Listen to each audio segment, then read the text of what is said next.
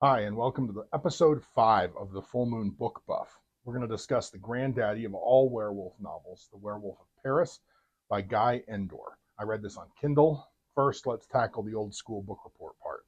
Typical of Gothic fiction, The Werewolf of Paris opens with multiple frame stories, a kind of literary found footage trope. Here, the narrator, an anonymous American working on his doctoral research in Paris, discovers a manuscript in the hands of some trash pickers after a night on the town with a ditzy American tourist. He describes it as the Galli's Report, 34 sheets of closely written French in unsolicited defense of Sergeant Bertrand Calais at the latter's court-martial in 1871. The narrator then proceeds to retell the tale in his own words. The second frame story involves the tale of feuding clans, the cursed Piedmont clan destroying itself in a long feud with the neighboring Piedivals. They reduce themselves and their captives to the status of beasts. The final story tells the sad tale of a descendant of the Piedemonts. Bertrand is born on Christmas Eve to an adolescent girl raped by a priest, Father Piedmont. Bertrand and his mother are cared for by his step-uncle, Aymar Galliz. His lycanthropic curse is unlocked when he first tastes animal blood. His werewolf nature is discovered while he's a child when a silver consecrated bullet shot at a wolf is removed from his calf. Aymar even briefly contemplates burning Bertrand to kill the inner wolf, but bars on the window, a locked bedroom door, and teaching and loving the boy keep the wolf at bay. As a young man, and while in Paris with his best friend Jacques to take his university entrance exam, Bertrand assaults a prostitute. Aymar covers for the youth, although he does whip Bertrand and locks him in his room for his acts. Bertrand rapes his mother when she frees him from his room. He transforms into a wolf and kills Jacques. After burying Jacques, Bertrand steals his backpack and flees to Paris, which is soon under siege by Prussian troops. Aymar pursues Bertrand and tries to track him by studying the details of local crimes. He uncovers a string of corpse mutilations and murders near Parisian cemeteries. The authorities think it's a dog or a wolf that's committing the offenses, but Aymar knows better. Aymar gets involved with some gentlemen of science who pioneer feeding Paris with rats, cats, dogs, and other zoo animals. Aymar thinks he unintentionally ate Bertrand for a while. Aymar bemoans how difficult it is to track Bertrand's crimes amidst the horrors of war. While Aymar searches for him, Bertrand has joined the National Guard to fight in the Franco-Prussian War. Endore takes some serious shots at the Third French Republican government and army. Bertrand does little actual fighting. He researches lycanthropy and realizes that the only treatment is being burned at the stake, and he seriously considers suicide. When the Parisian government collapses, a commune is formed, and Bertrand joins up with that. At a canteen, he meets and falls in love with the beautiful and wealthy Sophie de Blumenberg. He mentally and romantically puts her on a metaphorical pedestal. Of course, she has a jealous nobleman fiancé who wants Bertrand dead. Aymar finally finds Bertrand and confronts him with all his crimes. The young man confesses, but also claims that he's cured by Sophie's love, which is only partially true. Sophie is a masochist, obsessed with death, and she helps him curb his urges by allowing him to cut into her flesh and suck her blood. Thinking that love has cured Bertrand, Aymar decides not to take action. As the forces of Versailles besiege Paris, the fighting gets fierce. The lovers make fanciful suicide plans in the event that the other dies in the conflict. Sophie's voluntary blood donation eases Bertrand's cravings less and less as time goes on. Bertrand is terrified that he'll accidentally kill Sophie, so he sneaks out at night to feed on someone else. He attacks a fellow soldier and is arrested. Aymar learns of this and provides the court with a detailed litany of Bertrand's crimes. This is the document referred to in the framing story. Aymar begs the court to burn Bertrand at the stake, but the enlightened and rational court rejects this punishment that they view as barbaric. The colonel sentences Bertrand to a modern, humane treatment at the infirmary of La Santé prison. That very night, the reactionary Versaillists break through the lines and begin to take Paris. The city devolves into a frenzy of mob violence, depravity, and murder that makes Bertrand's crimes pale in comparison. Sophie's fiancé ends up with his skull bashed in, face down in a ditch. He lives, but in pain and crippled for the rest of his life. Sophie herself joins a mob of women that are burning everything they can to the ground. She ends up killing herself the day before she was to marry her fiancé. One last stab to his heart. Aymar ends up arrested and shipped to Versailles. He comes to believe France is full of humans that are acting like beasts, each one a werewolf. Aymar transfers Bertrand to an insane asylum in a vain attempt to be merciful. Eventually, Aymar becomes a cardinal. Bertrand suffers in a small cell, beaten and abused by the orderlies, and drugged when his uncle visits him. Bertrand eventually commits suicide by jumping from the building with another inmate, whom he delusionally believes is Sophie. The tale ends with a grisly appendix citing a municipal report on the cemeteries of Paris.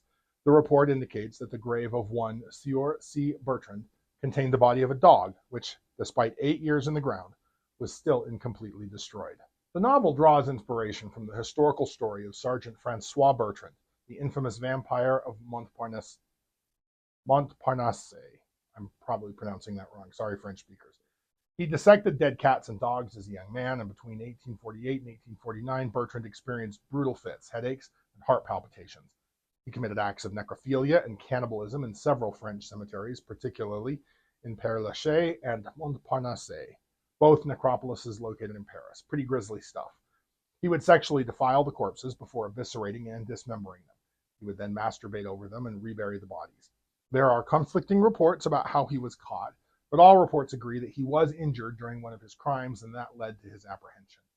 French authorities court-martialed Bertrand and sentenced him to 1 year in jail. Bertrand's case prompted the creation of the term necrophilia. You can see how Endor adapted this into The Werewolf of Paris. If anything, he toned down the fictional Bertrand to highlight the comparison to the depravity of mankind during the conflict. On top of this inspiration, Endor weaves real historical figures into his supernatural narrative, using them to create an authentic portrait of 19th century France's turbulent political landscape. The novel is filled with allusions to notable historical figures, including Bismarck, Courbet, Dumas, Haussmann, and Thiers. Endor uses the werewolf narrative to depict and comment on the fervent political climate of France. And these biographical references serve to ground the fantastic story in the real social and political upheavals of the era. They lend it the weight and gravitas it needs to sustain the broad condemnation of human behavior. The Franco-Prussian War and the Paris Commune of 1870 and 1871 provide the immediate backdrop to The Werewolf of Paris, although Endor also makes many references to the revolutions of 1848. Within this context, the historical figures represent different facets of French society and politics during this period of intense transformation. Otto von Bismarck, the Prussian chancellor, embodies the external threat and the forces of German unification that would reshape European politics for the next century, well, still to this day. Auguste Blanqui presents the revolutionary socialist tradition that would culminate in the failed Paris Commune. Gustave Courbet, the realist painter and communard, symbolizes the artistic and cultural dimensions of the political upheaval, while Alexandre Dumas represents the popular literary culture of the time. Baron Haussmann's inclusion reflects the dramatic urban transformation of Paris during the Second Empire, his massive renovation projects creating the modern cityscape against which the werewolf story unfolds. Meanwhile, Adolphe Thiers, who appears prominently enough to be mentioned in the novel's index alongside other major characters, represents the conservative Republican establishment that would eventually suppress the Commune.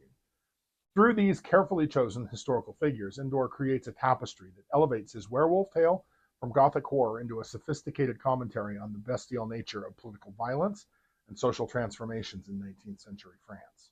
Strictly speaking, The Werewolf of Paris has never been directly adapted into film, but elements were used in The Curse of the Werewolf from 1961 and The Legend of the Werewolf from 1975. The Curse of the Werewolf borrows the element of the child conceived in rape and born on Christmas Day. It adapts the frame story of the imprisoned man driven mad, but makes him the rapist instead of the Catholic priest.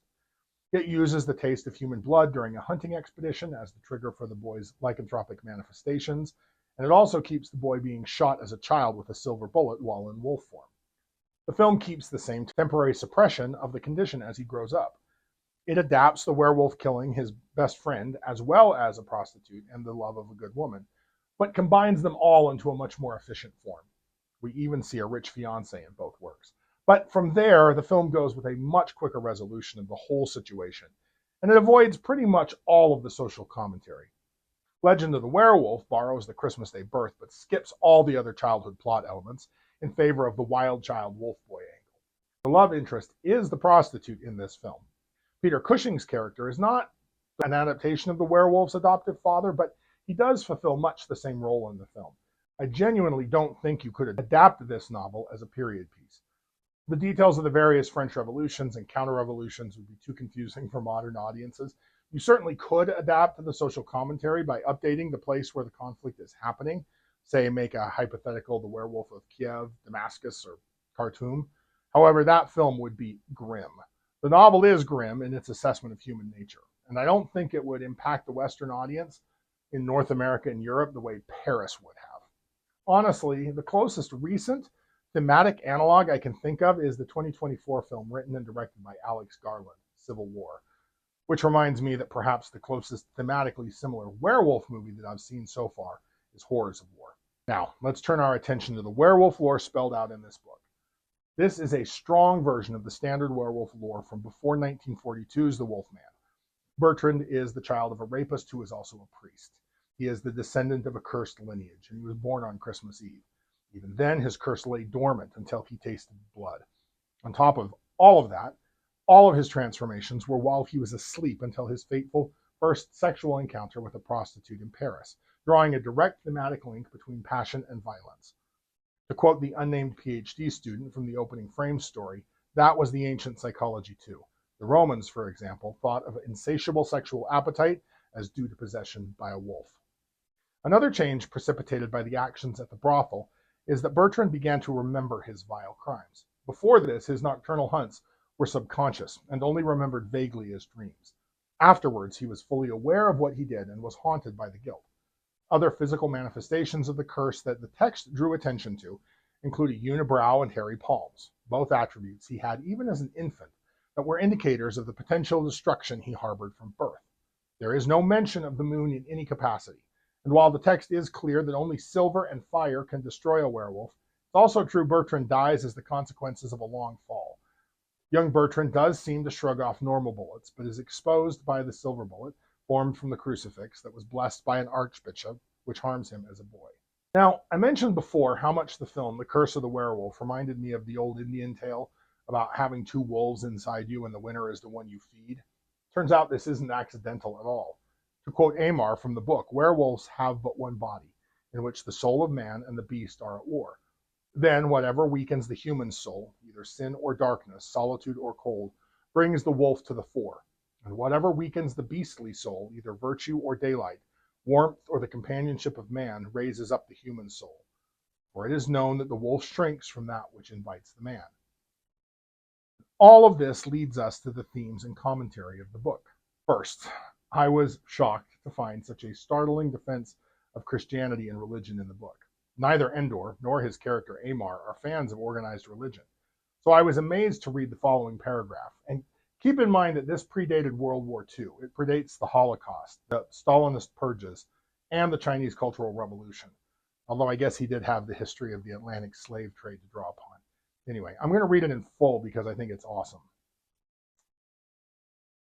Who can estimate what thanks we owe to those courageous priests of old who went into the forbidding druidic forests and with bell and book and swinging censer exorcised the sylvan spirits, banished the familiars, expelled the elementals, cast out the monsters and the devils of old Gaul? Who can estimate the debt we owe them for helping to slay all the strange and unnatural beasts that formerly cowered in every dark cranny and recess under ferns and moss-covered rocks, waiting to leap out at the unwary passerby who did not cross himself in time? Not all of these monsters were equally evil, but all constituted unwelcome interferences in the destiny of man. If today the lonely traveler can walk fearlessly through the midnight shadows of the silent forests of France, is it because of the vigilance of our police? Is it because science has taught us to be unbelievers in ghosts and monsters? Or is not some thanks due to the church, which, after a millennium of warfare, succeeded at long last in clearing the atmosphere of its charge of hidden terror, and thus allowed for the completer unfolding of the human ego? We, who have profited thereby, should not allow pride to blind us to our debt. Future, clearer thinkers will support my contention, yes. If today we feel safe from the diabolic terrors that afflicted the benighted folks of former days, let us not take pride as if we had merely outgrown a childish fear. Let us examine the matter without bias. Evil exists, and evil breeds evil. The horrors and cruelties of history link hands down the ages. One deed engenders another, and it multiplies itself. Another perpetrator of crime inflicts another. Their kind increases like flies. If nothing resists this plague, it will terminate with the world a seething mass of corruption. Let us beware of judging hastily. The Catholic Church is said to have burnt 300,000 witches, until the world exclaimed in horror, "What gross superstition! There are no witches." And truly, there were none. At any rate, there were no more. And now the bars have been let down. The doors are opening wide, and monsters of old, in new disguises, will soon throng the world. The new terror will not lurk in the forest, but go abroad in the marketplace. It will not attack lonely wayfarers, but will seize the throats of nations. There will be wars such as the world has never seen, and inhumanities such as no one has dreamt of. And the dark blood of life will flow in cataracts, and the cries of those 300,000 witches will be only as the twitter of birds for the massed groans of a dying mankind. Finally, let's discuss how quickly man can become inhumane. Endor takes frequent breaks from the primary narrative tale of Bertrand, Aymar, and Sophie to delve into examples of inhumane or disturbing behavior by the citizens of Paris during this period. This initially really frustrated me, but I came to recognize that this is how Endor spelled out the primary thematic metaphor of the book. The first digression was into the very real event where the zoo animals of Paris, including 2 elephants, were killed and butchered to provide meat during the food shortage caused by the Prussian siege to the city. The citizenry turned to eating horses, dogs, cats, and even rats. It's the first small hint of what starvation and deprivation can do to a civilized people. The next sidebar covers mobs of Parisians executing suspected Prussian collaborators based on nothing more than accusation, rumor, and innuendo, without evidence or a trial. This feeling of impotence amidst the chaos of war leads to these desperate witch hunts, and more than a few petty grudges unjustly settled with a lawless horde. Elsewhere, Endor spends nearly a full chapter on how the wealthy used their money to hoard necessities, then sell them at outrageously marked up prices. They stay comfortable and even get richer by exploiting their fellow citizens. The last aggression is particularly twisted. At first glance, it looks like a scathing commentary on church hypocrisy, what appears to be a sex scandal involving nuns and priests. This ties right into Aymar's initial distrust of the church. But as the accusations spiral from, basic chastity violations to weird orgies to demonic baby torture and sacrifice, it becomes clear that this story has more in common with those false accusations about Prussian collaboration than the real instances of war profiteering.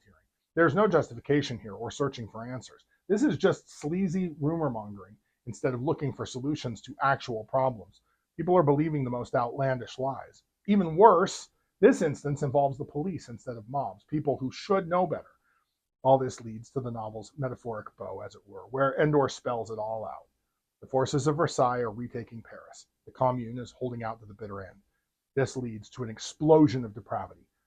Communards are executing clergy, nobles, bureaucrats, and political prisoners, just because they know that this is their last chance to do so. Republican forces line up communists by the thousands and shoot them in the streets. Both sides claim to be just. Both sides are executing people mistakenly. Everyone suffers and everyone is complicit. The city is an orgy of violence, assault, and death. To quote the novel, Bertrand, it now seemed to Aymar, was but a mild case. What was a werewolf who had killed a couple of prostitutes, who had dug up a few corpses, compared with these bands of tigers slashing at each other with daily increasing ferocity? Endor argues that we are all animals. Civilization is what keeps us in check. Endor draws a thread from the French revolutions in 1848 and 1849 to the sieges of Paris in 1870 through 1871, and straight on to the ongoing Great Depression when this book was published in 1993. When the institutions, both official and ephemeral, break down, the inner wolf comes out. All of this surprises me a bit. Endor was a card-carrying communist from his student days.